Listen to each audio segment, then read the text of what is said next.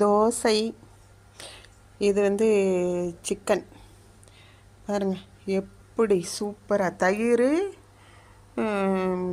Pepper, உப்பு போட்டு லைட்டாக பால் தெளித்து நல்லா ஊற வச்சிடணும். கிட்டத்தட்ட 12 ஹவர்ஸ் ஊறணும் தயிர்லேயே உப்பு போட்டு. அதுக்கப்புறம் எடுத்து அப்படியே வேக விட்டுறணும். அதுக்கப்புறம் எடுத்து பெப்பரு, பச்சை மிளகா, இவ்வளோ தான். எப்படி வதக்கியிருக்கேன் பாருங்கள்.